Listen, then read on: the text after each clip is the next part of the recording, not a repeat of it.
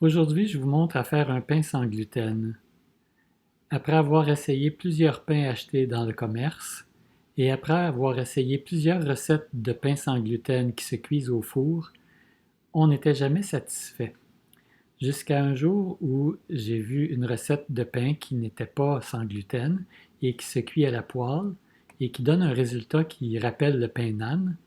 J'ai essayé de faire cette recette-là avec une farine sans gluten et le résultat est très intéressant.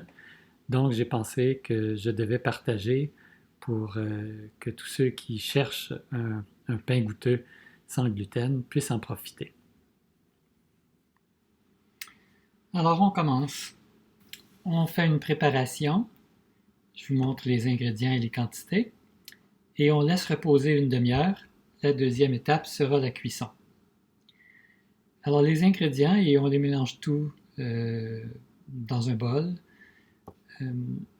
On a une tasse d'eau,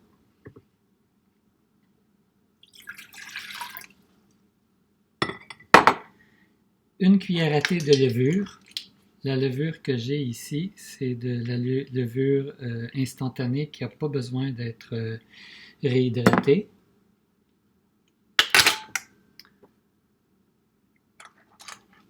Deux cuillères à thé de sucre.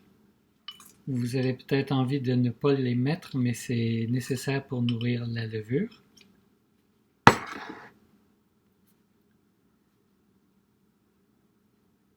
Une cuillère à thé de sel. On peut en mettre un peu moins, mais c'est aussi nécessaire à la levure. Et 2 tasses de farine. Je vais brasser un peu avant pour mélanger comme il faut la levure.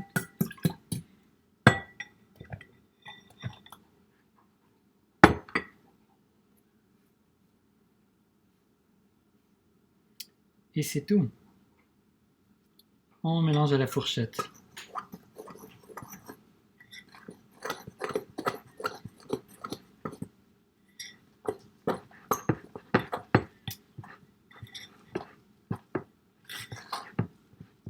Bon, selon votre type de farine et son humidité, vous pouvez trouver que ça en prend un peu plus ou un peu moins. Et voici à peu près la texture que ça a. Je dirais que ça a l'air un peu plus mouillé qu'une pâte à pain normale. Si c'est trop mouillé, ça va être un peu difficile à manipuler tantôt, ça va être trop collant.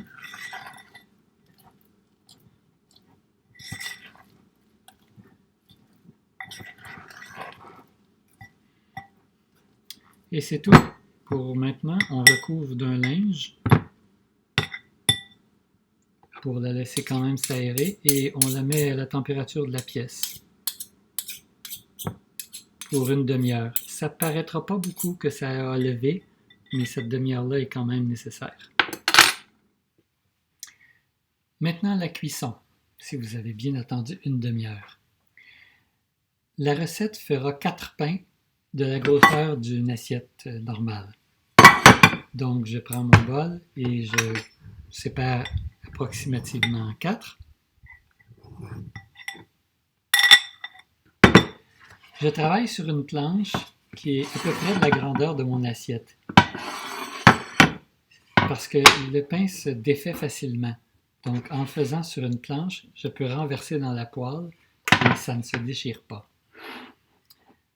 J'enfarine un peu la planche. Je ne l'ai pas dit tantôt, mais évidemment, c'est de la farine sans gluten que vous faites avec votre propre mélange ou que vous achetez directement dans le commerce, étiqueté comme étant de la farine sans gluten. Donc, je prends à peu près le quart de ma pâte que je place sur ma planche.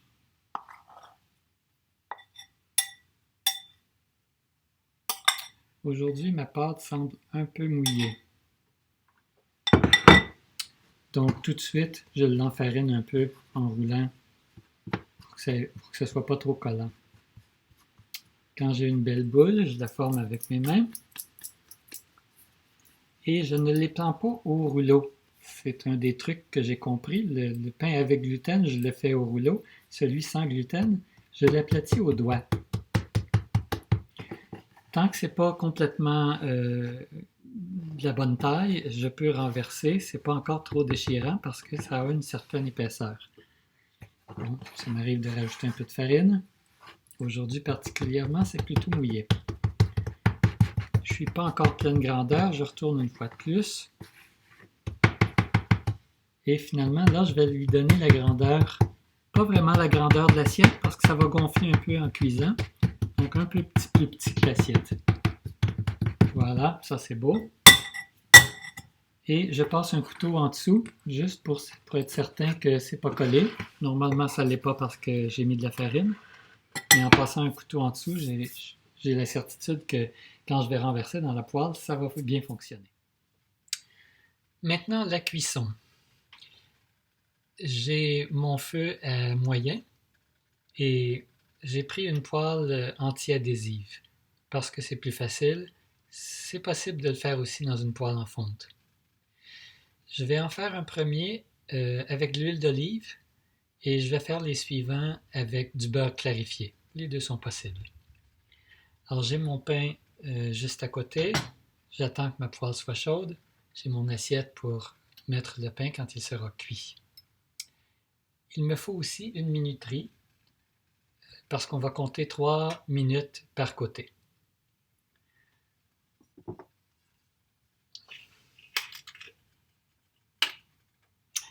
Sur ma planche où j'ai le pain, j'ai enlevé la farine qui se trouve à être autour du pain pour éviter quand je renverse, de renverser de la farine tout autour ou même dans la poêle. Alors je verse un peu d'huile. Je répartis mon huile au fond de la poêle. J'ai pas essayé de le faire sans gras. Et je renverse.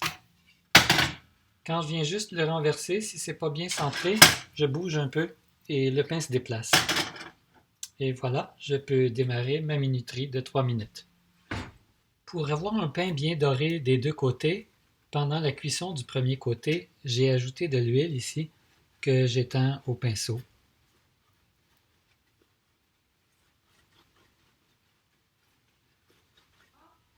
Le pain a gonflé un peu, il a fait quelques bulles et ça fait 3 minutes, c'est le temps de le retourner. Et on voit que ça n'a pas collé, évidemment, parce qu'il y a de l'huile et parce que la poêle est anti-adhésive. Il y a une petite odeur de levure, une petite odeur de sucre et une odeur d'huile d'olive dans ce cas-ci. Pendant les 3 minutes du deuxième côté, je vais aller préparer mon prochain. Voilà, les 3 minutes est terminé pour le deuxième côté. J'enlève mon pain. S'il y a un peu de farine dans la poêle, c'est peut-être préférable de l'enlever parce que ça va finir par brunir. J'en ai disposé au lavabo, c'est très chaud. Alors, le suivant, je le fais avec du beurre clarifié.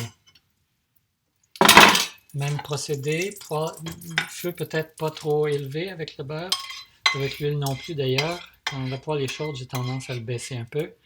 J'étends mon beurre et je mets mon pain. Voilà, il est bien au centre. 3 minutes doit être compté à partir de maintenant. Maintenant, je vous montre que pendant la cuisson du premier côté, je peux ajouter du beurre clarifié. Tantôt, c'était de l'huile. Et comme c'est du beurre cette fois-ci, il faut attendre un peu que ça fonde avant de passer le pinceau. J'essaie de mettre des petits morceaux pour aider à ce que ça fonde. Au début, la surface n'est pas vraiment chaude.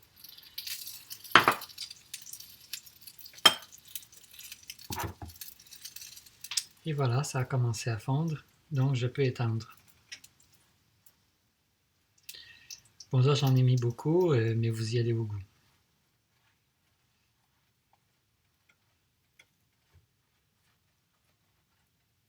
Voilà, on attend la fin du 3 minutes. Voilà, le 3 minutes est fini. On retourne le pain. Regardez comme c'est beau. Et maintenant, je vous montre de quoi a l'air le premier.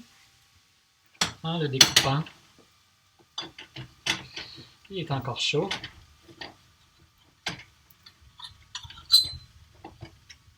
Alors voilà, on a un pain qui a levé un peu et dont le goût rappelle le pain d'âne.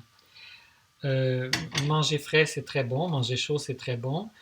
On peut le congeler. C'est facile à congeler. Je le mets dans des sacs de plastique en enlevant le plus d'air possible dedans. Et quand je les ressors, je les réchauffe au grille-pain et ça redevient presque aussi bon que frais. Voilà, c'était le pain sans gluten à la poêle. Un petit complément d'information pour les mesures. Une tasse, c'est 250 ml. Une cuillère à thé pour le sel et la levure, c'est 5 ml. 2 cuillères à thé de sucre, ça sera 10 ml. Et 2 tasses de farine, ça sera 500 ml. Oui, ça serait mieux de mesurer la farine en grammes, mais je ne l'ai pas fait. Et même en grammes, c'est pas si précis parce que le degré d'humidité des farines peut varier. Maintenant, on peut ajouter des ingrédients. Exemple, graines de pavot, de carvi, cumin, moulu ou en grains, du lin, du sésame, de la cannelle. Allez-y avec vos goûts et faites vos expériences. Bonne chance.